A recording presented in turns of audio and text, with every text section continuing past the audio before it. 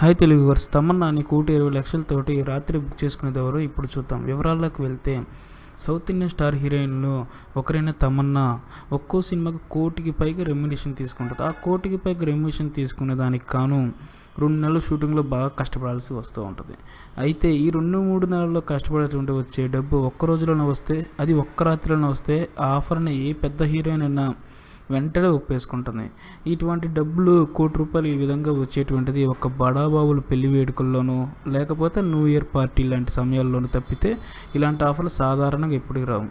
అయితే తాజాగా star heroine తమన్నాకు ఒక్క రాత్రికే ₹1,20,00,000 ఆఫర్ వచ్చింది.